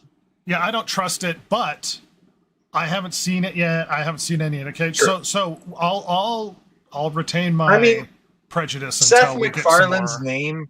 Seth MacFarlane's name is attached to it, and that could be a good thing. That's not a guarantee to me of quality. No. That's why I said could. I have no idea who this Kiki Palmer is, but it looks like it's a diversity thing more than anything else. I've heard the name before, so she might have some connection to something. Yeah, she's let's like move a singer on. and TV host and actress. Let's move on really quickly. Oh, by the way, Alan Wake still hasn't turned a profit. Hasn't it now? But apparently, one of the senior community managers for Remedy Entertainment has come out of the woodwork and started calling people bigots and racists and all sorts of ists for not liking or supporting the game. And this is responsible to a lot of things. Let me read a little bit so we get an idea. Senior community manager, Remedy Entertainment, Vita something Finish, called for bigots to be removed from gaming communities in the wake of Firewalk Studios Concord being boycotted and shut down. Duda says, whatever you seem to think, Concord was not boycotted. No one gave a shit. There was no interest boycotted. No. Fuck off. No. Well, there's an article on here where they were talking about, I think it might have been Ubisoft, where it was some studio recently where it's like that Park Place reported mass layoffs, and I was like, I know about this story. There are not mass layoffs. They're like 50% of studio, and it's like, no, the department for Q&A had 33 people and they cut it to 15. That's not mass layoffs. No. And that's only 50% of their quality assurance department. It's not the whole developer. And Rhett, you are kind of our resident Alan Wake man, but my girlfriend likes scary games, right? She doesn't play them so much, but she always watches playthroughs. Yeah. She loves that. And she didn't like Alan Wake 2. I didn't like Alan Wake 2. She didn't like it at all. And that's from not playing it, just watching it. So it didn't hit in any way, shape, or form. I love Remedy and a lot of their games. I love Alan Wake 1 to the point where I bought the remaster and I played through it. I did not like Alan Wake 2. I didn't like it. And I own it. So I have every right to complain about whether or not the game sucks. And it does. God, at least you're not an ist or a phobe like the rest of us, Rhett. Anyway. Nico Partners Director of Research Danielle Ahmad initially reacted to the game being shut down. The comments around Concord from right-wing gamers or just everybody or general audiences that didn't buy the game. Anyway, shows the power of collective self-deception. If you say delusional stuff about DEI enough times and build a conspiracy-focused narrative, they start seeing that false narrative everywhere. I guess we have to live with this now. Here's the problem. I have a question for everybody. Before we talked about Concord on this podcast last week, have any of you heard about it? I saw a couple screenshots pop up on Instagram. I had never heard of it prior to that, and I never any detail prior to the podcast. Jason? No, not a clue. Had no idea it was coming out. Had no idea what it was. The only thing I heard was that they had basically removed the political and the LGBT whatever from their tags on Steam. That was last week. Yeah, exactly. So that was the first time you And it heard came about out. it. Yep. Silver, did you hear about Concord in any way? Nope, not a word. So in our anecdotal small poll I just made, none of us had even heard about the game. So I think this is a general based upon content I've seen and based upon other people who have commented on this. Nobody gave a shit about Concord. So the idea that there is a mass right-wing conspiracy of a collective amount of people speaking up against this game and trying to get it destroyed, I think, at least anecdotally, is nonsensical bullshit. No one cared about Concord. And you can't accept the fact that you made a game that no one cared about. So you have to create a narrative that the fault isn't yours. It's some conspiracy out there trying to destroy it. And that's essentially what this head and Remedy comes up with. It was the game's not successful because of some right-wing conspiracy or chuds on the internet or whatever. Sorry, Jason, you were going to say something. It's entirely possible that if hero shooters were more my thing, that I may have been like looking for hero shooters, but that's not really like the type of game I like to play. And so even when hero shooters were big, I never really wanted to play Overwatch. I never really wanted to play those kind of games. I did like Battleborn. I thought that was a lot of fun, but it really wasn't like my thing. So never really has been. But well, to be fair, we played the campaign. We played the campaign. We didn't play the hero shootery part of Battleborn. No, and that was fun for me. I did play a couple of the hero shootery part levels, but I'm not really, like I said, I'm not really into that. I much prefer campaigns and stories and things like that rather than just our team randomly gets matched up against another team and everybody finds out how bad I am at these games. So, and then it's not fun, which is the problem with those games. If you're not good at it, it's not an enjoyable experience. Which is why I tend to avoid them. And so it's this whole thing where hero shooters are pretty much dead, except for like Overwatch, and there's no way Concord was going to dethrone Overwatch. No. And so it's entirely your fault and the market, not us. We had nothing to do with this. Don't blame us. Agree. And we're retreading ground a little bit. I wanted to respond to essentially her commentary on these things. But she worked on Alan Wake 2, responding to Adam's writing. What Koss said, but also uplifting good eggs, protected. So this individual tweeted out, prune all your gardens, push out bad actors, prepare your teams for the current conversation zeitgeist. Give your community and social teams autonomy and resources to battle against toxicity. Relay how all of this can impact the bottom line early to investors. And then she responded, uplift good eggs, protect and support those who need it. Twitter has never been this full of accounts who are peddling hate 24/7, but it's still where a lot of good parts of gaming community happen. Prune your gardens and let the flowers grow. So believe it or not, freedom of speech is ugly. Oh yeah. If you live in a society where people are allowed the nerve, allowed to speak their mind, and allowed to say things that they think, you are going to have, it's funny. I always used to run into these very naive kids on campus there was this girl I used to sit next to when waiting for the bus. And she'd be like, all of my friends agreed, since we're going to be the leaders of the world, that we're not going to have any wars anymore or conflict. And I was like, you are the most naive person. Almighty. We can't even agree on shows we like, let alone on bigger international issues that result in conflict. Conflict is an inherent part of the human condition. I mean, I know you like to sit and do yoga and think about things and look out your window and believe that love is a tantamount part to humanity, but so is conflict, and it's an inevitable aspect of it. And I know everybody surrounds themselves with echo chambers that reinforce their belief systems. But believe it or not, when interacting with other people outside of that echo chamber, you are going to find that people don't agree. And the conclusion isn't shut down their ability to speak, and the conclusion isn't forcefully re-educate them, and I guess in your perspective, which is the worst direction to go to, you basically have to live with the fact that, hey, people have different opinions, and that's just how it's going to be. And some people struggle with the idea, look, I could make the greatest piece of art in the world, and some dude's going to walk into the room and be like, that looks like shit.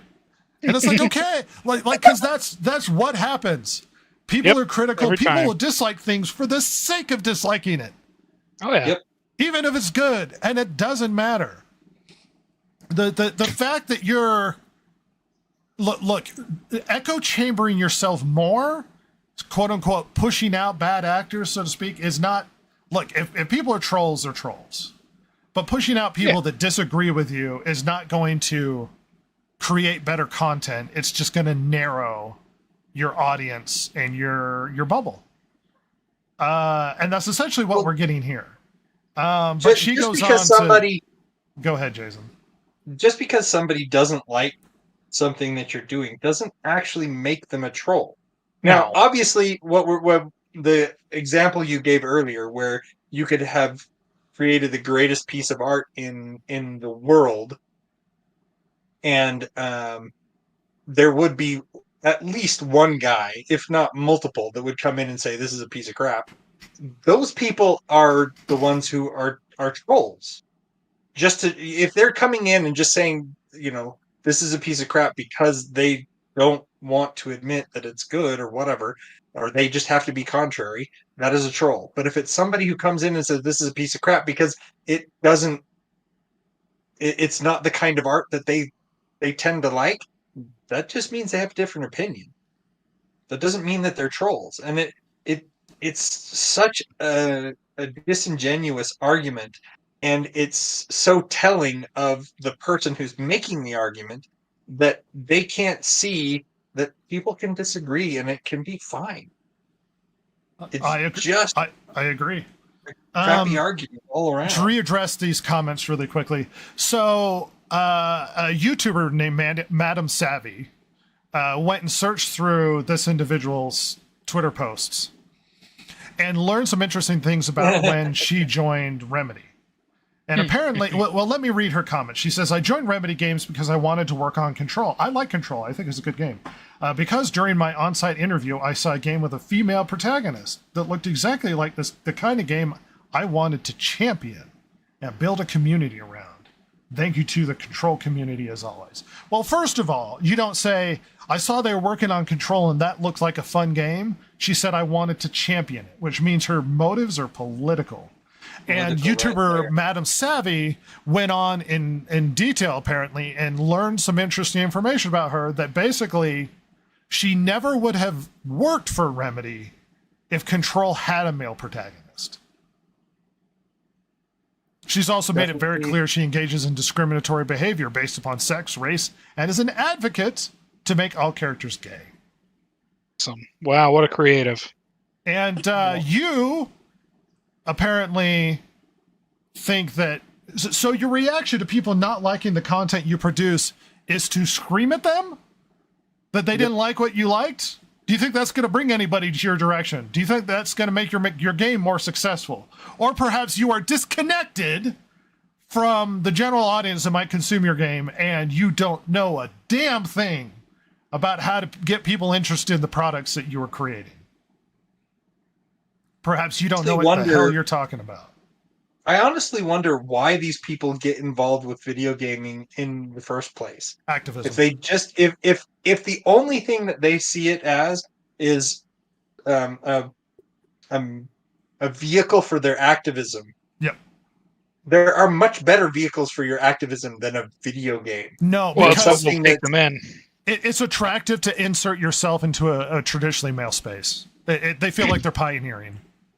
Well, and I can tell you, at least on the, the media side of things, like the video game media, it was people that went to journalism, like school for journalism, and then nobody would take them, so they went and wrote stuff for video game.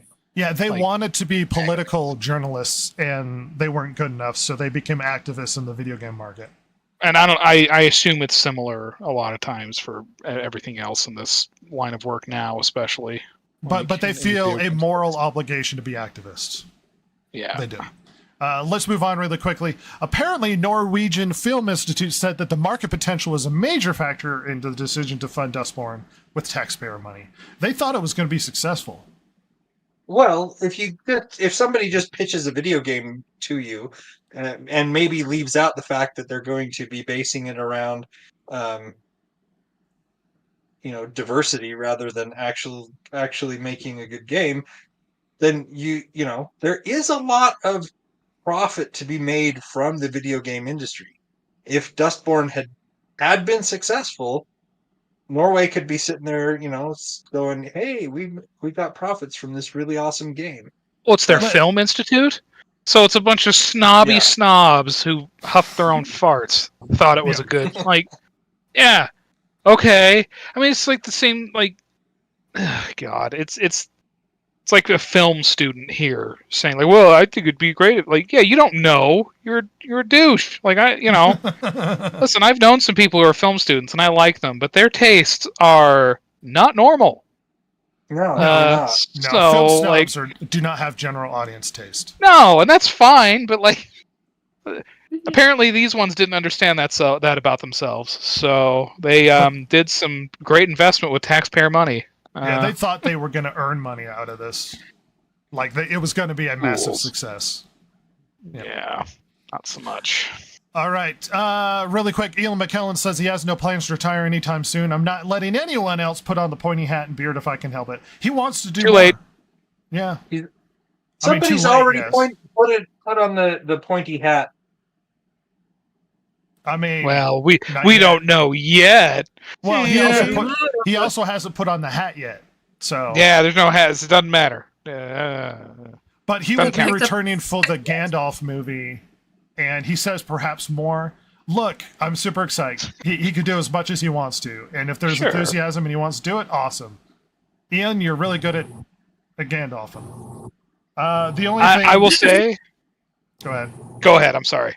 Well, the only thing I'd point out is he did say, "I'm getting older, so you better move fast." Right. And you know what's funny is this is the inverse of his good friend, now I can't remember his name, playing Jean-Luc Picard. He didn't want to come back for nothing. Patrick Stewart, thank you. But they offered him a boatload of money and creative control, and lo and behold, what happened? And we got terrible seasons of a terrible TV show. But anyway, at least it's just Ian funny to me. Really likes Gandalf and wants to do it. Yeah, it's just the inverse. He's yeah, call me, please. I am ready, but do it fast. And Patrick Stewart was you've got to offer me big bucks, Chief, and I am in charge. Oh, well, and sure enough. That reminds me of freaking Hugh Jackman when they were asking him about making Wolverine movies. Yeah. And he's like, the problem is I have a lot of fun making them, so if I get to 20, somebody tell me to stop. Because he just likes making them. So it's good for you. Even if the movie sucks, I'm glad you're having fun. I mean, honestly, get that money. Have fun. Yeah, get paid. Was this you, Ross? It was me. Okay. So in an interview with, I think it was the Financial Times, the CFO and then another executive, I forget which one, it's in a different article, but they made comments about not having they don't have enough original IP, and that they need to start developing IP at the ground level again. And it's just funny because like the reaction on the internet from this, from people who are Sony fans, is like just a slideshow, a very quick one, of all the IP they're not exploiting right now, Yeah, that which they is own. considerable, by the way. Oh, Uncharted. Now, yeah, I mean, Killzone, Resistance, Sly Cooper, what's the other one? Oh, Jack and Daxter. Like, that's just 5 off the top of my head. I am not a Sony fanboy. Like, I stopped really playing Sony games after the PS2. Like, I have a PS3 way after it was a thing. So, and it's just funny. To be fair, some of those are being left dormant for a reason. They stopped making them money, and I get that. But it looks like Sony is beginning to have the same problem that Microsoft is in the midst of right now. And that is, they had big IP, they used it, nobody cares anymore, and now they're moving on. And now they're struggling to try and find something. Because look, they have Horizon. I think Horizon is the most boring shit in the world and wouldn't make me buy a Sony console. They have God of War. That's one game. Yeah, I don't like. They had God of War, Helldivers, but it's financially successful. Yeah, like Apparently, God of War 2 was worked on by Sweet Baby Inc. Oh, of course it was. You can tell. Yes, it and was. And it was the worst of the two. Yeah, I to me, God of War is a PS2 franchise. I'm sorry. Like I realize that's kind of shitty, but to me, it exists as it was, not a really generic looking adventure game with some combat in it. And I know someone who's listening that will disagree with that, but oh well. And then there was a different. It's just interesting. Like now both companies are in the same position, and Microsoft fumbled the crap out of Gears of War and Halo, and now Sony is doing the same thing. We'll see if they can do it. I mean, even in the movie space, they even mentioned in this, it's not just the video games; it's also in film. And what else have they fumbled? I mean, Jason and Rhett will certainly know, and Val. Well, there's the Ghostbusters IP that they absolutely destroyed. Yeah, like so they are just desperate in all spaces. But I think especially with the gaming, because it's the only one that makes them money right now. The thing is that they should be able to go back into their back catalog. It's been enough time on some of these. I don't know why Infamous or Jack and Daxter haven't been used yet. They did Ratchet and Clank very recently. But especially Infamous. I mean, we were in the midst of a huge superhero thing. Yeah. And Jack and Daxter hasn't been touched in a decade or 15 years. I don't know what, and that it's beloved, so I don't know why they don't dip back for that at least. What was that? PS2 shooter that me and you like? Killzone. Yeah, where's Killzone? Yeah. Well, they released one on the PS4. It did terrible because I swear to God, every console of that generation did terrible, and they left it in the dust. So it didn't play like a Killzone. I'm going to tell you that because I own it. Yeah, and I love the Resistance games. All 3 of them. In fact, I'm one of the weirdos that think 3 is better than 2, and 1 is probably my favorite. 1 or 3. Resistance are great. I love them, and I'm all for letting it lie for a while. You know, how can I miss you if you don't go away? But, you're sitting here complaining. It's like, well, develop something then. You got a couple that you've left alone for a while that could perfectly fit in today. There's a severe lack of creativity in the industry. Oh, it's severe. Gaming, Hollywood, TV, everywhere. It's bad. They can't make something new to save their lives. If somebody had a gun to their head, they would tell you about a story that sounded suspiciously like Star Wars. Yeah. And, it always goes in cycles like that, to be fair. We just haven't seen it as much with gaming. Like, there's always chasing a trend, but there's usually some creativity behind it. It's more the gameplay they're trying to mimic. Now it's just, everything's the same. The look, the feel, all of it. It's a third person, walk around, collectathon, pretty graphics, boring, crafting, purple items. Neat. And to be fair, they are chasing games that are successful that are trending at the time. Oh yeah. But chasing a trend does not make for a trendsetter, and No. does not make for a breakout that sells better. And it just, I mean, this is just an amateur who's sitting there counseling Sony, but you seem to be doing poorer.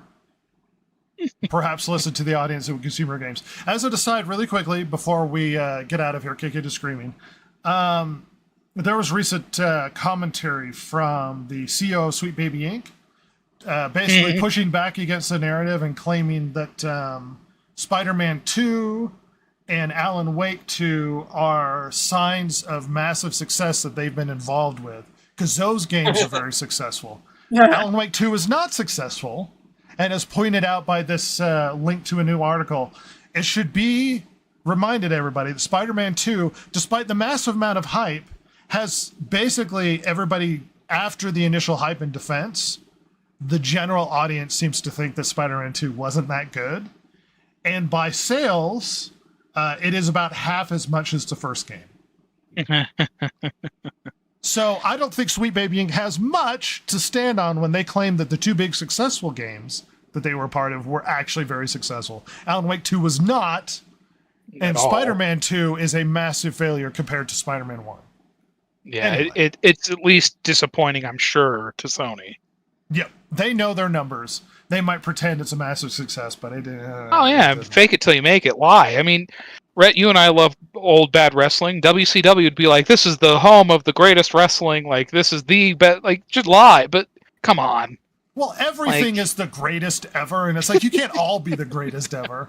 Like, I mean, that's fine. You can say that, Sony. You can say that, whoever, Disney, whatever. But we can notice when you start making changes because it didn't work. I want the announcer to be like, one of the top 1,000 wrestlers of all time. Really Here we are at the far distant second place wrestling promotion. Yeah. You do not want to change the channel. When there's really like hundreds of wrestlers, not thousands. But it's like in the top 1,000 wrestlers of all time. He's including like amateur wrestlers, like yes, like high schoolers and college kids. Yeah. The top 1,000, everybody suck it. It's funny. One guy talking about Concord when it first came out, he was talking about how abysmally bad it was. He's like, no, the game is good and stuff, but one thing you can tell that the game doesn't have a lot of audience is there was like a trial mode for doing like Modern Warfare. Remember, you used to have it. You run around and you shoot the standees or whatever. So there was a trial mode to get the best score. And he said he played it once, and it was he was in the top 20. Oh my God, Red! Oh, no. And he's like, maybe not a lot of people are playing this game. Oh my God! Reminds me of the Elf movie. Remember in the Elf movie when Buddy runs into the cafe and he's like, "The greatest coffee! Congrats, guys! Congrats, everybody!" And I like he takes that girl out to it. She's like, "Why are you at this crappy coffee shop?" And he's like, "No, the greatest coffee." Yeah. The world's best coffee is what it was. Yeah. World's best coffee, and she's like, It's a crappy cup of coffee. No, world's best, by the way. Truth in advertising, by God. That being said, I think we've had a fulfilling podcast, don't you? Get your jollies on. Yeah. Get your little fix in. On and then off again. Mm-hmm. On and off again.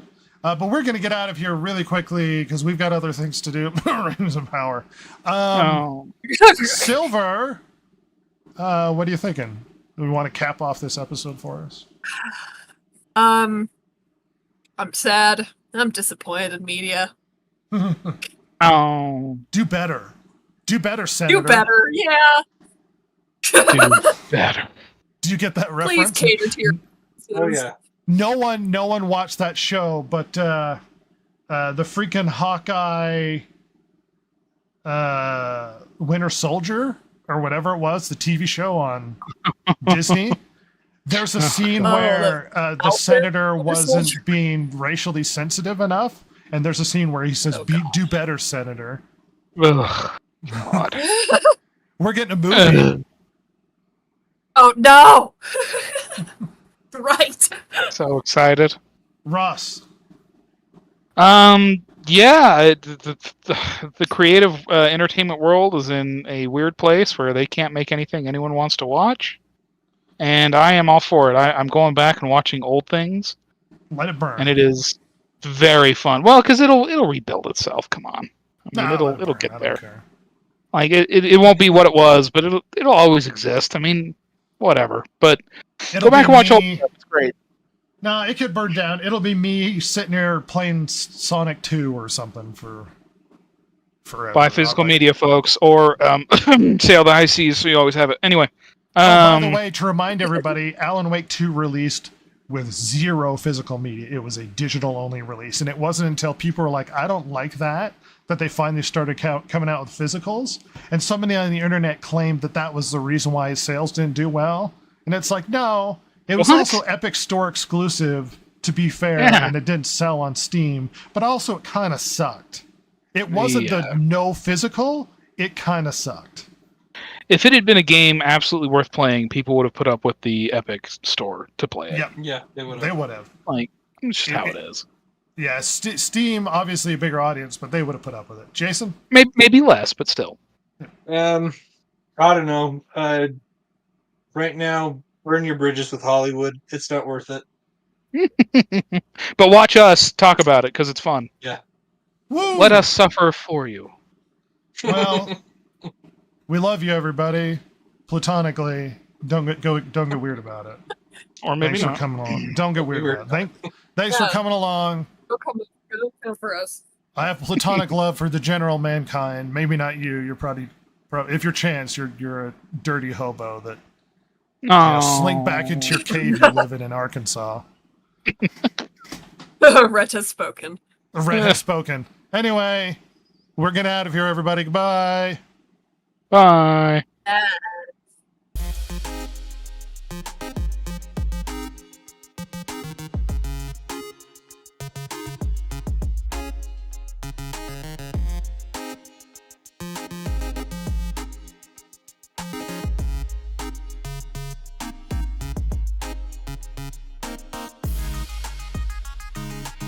If you like the show, follow Rhett, Jason, Ross, and Silver, the world's most lethally stupid internet personalities, on Twitter at DGPodcast or on Instagram at DistractedGamers.